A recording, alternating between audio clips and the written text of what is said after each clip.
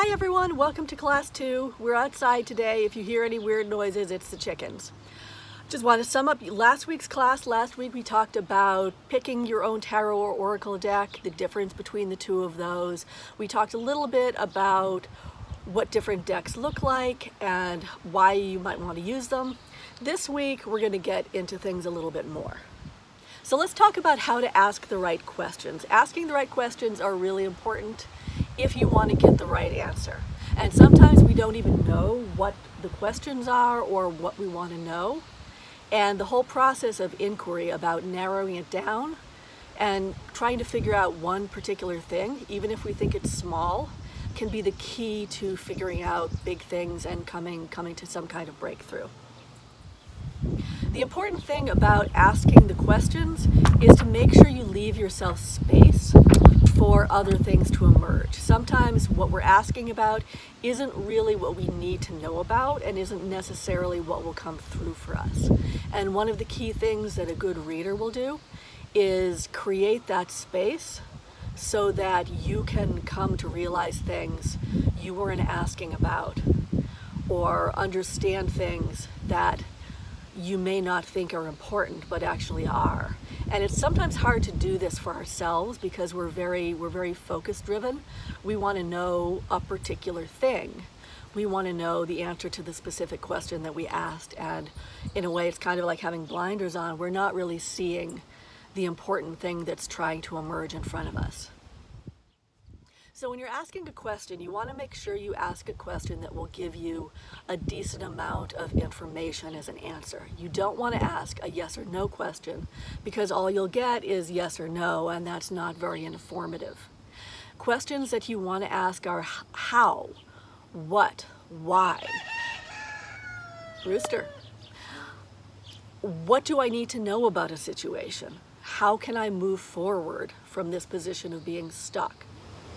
A big joke in the tarot reading community are people who ask, is my boyfriend coming back to me? And usually if you ask something like that, the answer is probably no. But, you know, the joke is then you get like the Tower, the Devil, and Death, and Ten of Swords, which is like this card of someone being stabbed multiple times. And, you know, then they look at it and go, but is he coming back to me? So don't be that person, okay? If you're asking something, ask something that will allow a range of information to come to you, that will allow you tools and options and actions, because that's ultimately what the tarot as a tool is for. So how can you practice with your tarot and oracle cards? This is actually a pretty good question because there's only so many questions you can ask yourself. And if you ask the same question over and over, you're going to get the same answer, or in a way your cards will kind of laugh at you and give you the same card, or give you the death card and just tell you like, look, do something new already. So if you want to practice with your cards, a good way of doing it is just pretend that you're reading for different people. Okay, one fun tool is reading for a teddy bear or a stuffed animal. You can also read for a TV show. You know, ask, what should this person do? What are the challenges this person's going to face? Of course, if you're reading for Game of Thrones, like, chances are you'll just get death, death, death, death. And what a surprise that is.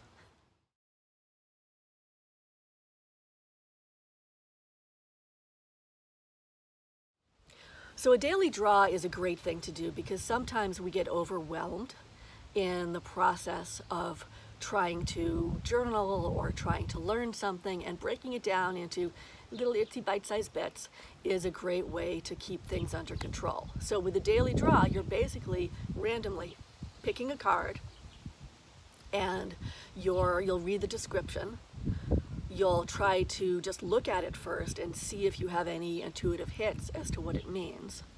And you're going to write down in your journal what the card means, what you think it might mean. You're also going to note down a couple of things that you might be doing that day so that later on you can see if you can connect that card to things that happen in your life.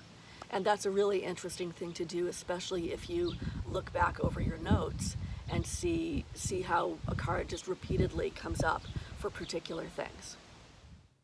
So now let's look at what you might need for a daily draw and what a daily draw is all about. So for a daily draw, you're going to want to start with a notebook. I like Moleskine notebooks, the flexible small ones, because they're easily replaceable. They're cheap. You can use one for a period of time and then be done with it and not be stuck with this giant notebook. So what you're going to do, you're going to have your notebook, you're going to have your pen, and you're going to have your favorite tarot deck or whichever deck you're working with. And what you're going to do is you will shuffle, and I'm going to do that off camera, and you're going to pick one card of the day. So let's see. And this is going to be a random pick. So let's say I pick the Hermit, which is a really gorgeous card in the While Unknown. What you're going to do, you're going to write the date. You're going to write what the card is. Yesterday, I picked the Sun. This is an example from yesterday. You're going to look at the card first and see what sticks out for you, what resonates for you. And part of the point is that each card of whatever deck you have is going to have various symbols on it. And regardless of the complete meaning of the card, you'll also get some meaning out of the different symbols and which ones call to you on which day. So you're going to write what calls out to you. You're also going to write down the meaning of the card. And then you're going to write down up to 5 things that you expect to be doing that day. And then at the end of the day, you'll go back and you'll see, you might write down notes for the day. You might write down whether there were any specific connections between what happened in the card, because it's really interesting to see when that does.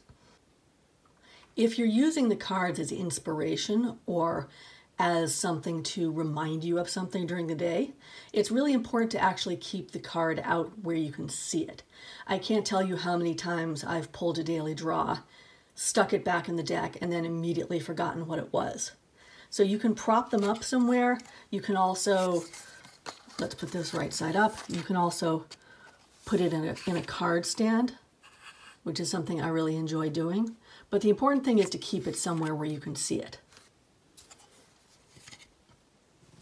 Another factor in doing a daily draw is being able to keep track of what the cards signify to you.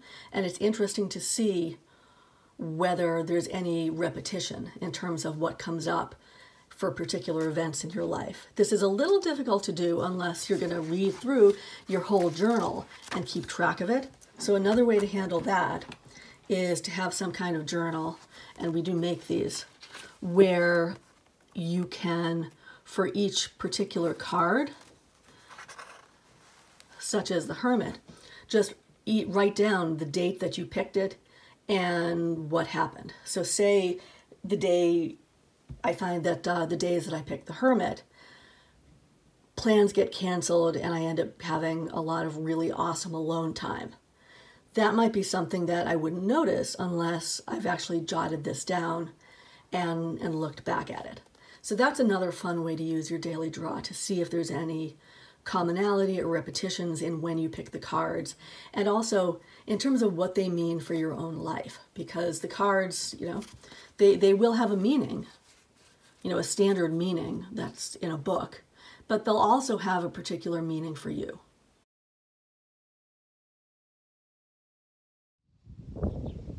So when you work with tarot and oracle cards, you'll often see different layouts, or what are called spreads.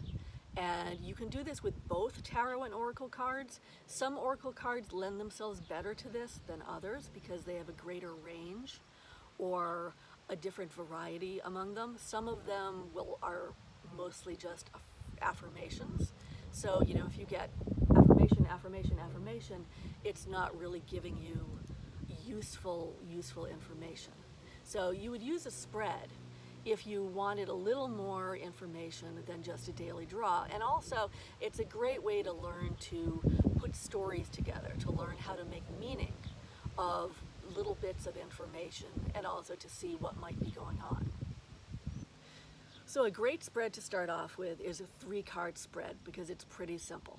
Okay, you would randomly draw 3 cards, but the first thing is to decide what the spread is going to be about. So a 3-card spread can be pretty variable. Common things are past, present, future. It could be beginning, middle, end. It could be darkness, dawn, and light. And what that is, darkness is, what do I not know I don't know? Dawn is, what do I know I don't know? And light would be, what's coming out in this procedure that I'm beginning to understand and that I can really act on. They can also be body, mind, spirit. So a 3-card draw is a great way to start getting familiar with your cards. It's also a great way to work with your cards and to work with thoughts and ideas and emotions in a way that isn't just straight journaling about one card. So let's talk about a 3-card draw. I've already shuffled these and put them out.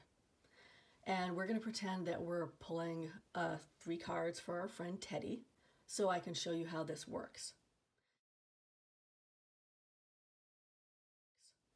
So your 3 cards can represent anything in particular, which you will have decided ahead of time. It can be past, present, future, body, mind, spirit, anything that fits naturally into a progression of 3. Here we've decided to use past, present, future. And Teddy's question is, what does he need to know about his job situation? And he's explained to me, with his little stuffed mouth, that he used to be really enjoying his job, but now he feels he's just not sure what's going on, and he's not sure whether he should get a new job or stay in his old one. So we picked these 3 cards, okay? And the idea of past, present, future, okay? We've talked about how cards don't predict the future, but what we are doing, however, is we can project from the past and the present what's going to come out of this, what's sort of in the viewfinder, given what we know about the past and the present. And we can change that, but we can only change that if we're aware of what's going on to begin with. So if I'm looking at these 3 cards, ideally I'm also talking to Teddy and getting feedback from him. Or if I'm doing it for myself, getting feedback from me. So looking at the past, I might say, oh, in the past, this is the 3 of Cups. There's 3, this is generally, happy celebration with friends. So perhaps in the past, there's been a social component or a group component to his job that he really found enjoyable. And he may not be aware at the moment that that's what he enjoyed about his job, and that has gone away, and that's what he's missing. So things like that come out when you pick cards. You see things and they make connections to you that you haven't seen before necessarily. So the present, the Hanged Man, okay, that represents really what he's feeling now. He's feeling like he's upside down, like he doesn't know what he should do or what's coming next, and he's just feels like he's sort of stuck in place. And sometimes it's good to get a card that really represents how you feel, so because it anchors the reading. Now in the future, it's really interesting. We get the Death card. So the death is, of course, it doesn't mean he's going to get hit by a bus. What it means is something is ending and there's a necessary transformation. So this is when I'd really talk to him, or, maybe if it were me, I would journal and write about, what do I see happening? What happens if I get a new job?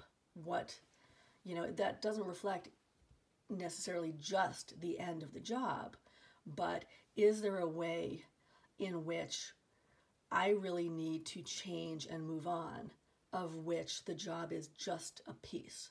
That can be one question. The other question is, can you bring about something new in your current job so that it's more enjoyable? is a question more that you need to figure out how to change things dramatically in your current situation, or is it a clean break for something new somewhere else? So the cards bring up questions for us that give us a lot of fodder for journaling and understanding our situation. Let's do one more for body, mind, and spirit. So if I were just, sitting down with my cards and just wanting sort of a general idea of sort of the state of my affairs or what I might want to focus on this week, just so as a place to start from. Okay, I'm going to take these off camera and put some cards down. Okay, we're dealing with some pretty heavy cards this week. Okay, so for body, what we've got is the High Priestess. And the High Priestess is a major arcana card, so that's a big archetype. So for body, possibly what that means is I really want to spend significant time thinking about maybe what my entire exercise plan and eating plan is, my whole journey, in the physical realm. It isn't just a matter of should I do yoga for 15 minutes or 20. I might want to really reevaluate where I'm going and whether things are working for me. And the moon the High Priestess is very intuitive, very connected to things. So I might want to make sure that, I'm not just doing a diet or an exercise plan because it seemed good. I really want to sit down and figure out, is this something that really resonates for me? Is it something that makes me feel like I'm really getting somewhere? So mind, the 10 of Wands, which actually this card is upside down, but doesn't make a heck of a lot of a difference, does it? So you really don't need a book to tell you what the meaning of this is, okay? This is just a feeling of overwhelm, of things being just dark and jumbled. So I might want to really think about, okay, am I even thinking straight? Okay, am I feeling like my thoughts and my goals are all jumbled? And what can I do about that? Maybe I want to just make a bunch of lists so that instead of feeling overwhelmed, I have a clear plan to move forward and I'm not feeling like there's just way too much to do. So spirit, this is the 3 of Pentacles, and pentacles or coins are about the physical element. So the 3s are about coming together, about 3 instead of 2, instead of a duality or being pulled apart. It's really about building something. So this kind of makes me think like, oh, maybe it'd be nice to get together with some other people and talk about spiritual things. Talk about, it doesn't even necessarily have to be, a religious discussion or a metaphysical discussion or anything like that, but just talking about maybe the things that are at our base that are really important to us, and having that connection with other people that really nourishes the spirit. So that was an example of what you can get out of a 3-card draw. Next week we'll talk about some more spreads, making things a little more complex, and give you some specific tools and specific spreads for addressing issues in your life rather than just a general let's put these down and see what we get out of it. So to sum up today's class, we talked about asking the right questions. We talked about how to practice with your deck. We talked about doing a daily draw, doing a 3-card draw. And next week, we'll really get into the nitty-gritty of using your cards and talk a little bit more about that space that I was mentioning in which you create opportunity to really learn things for yourselves. Thank you, and I look forward to seeing you next week.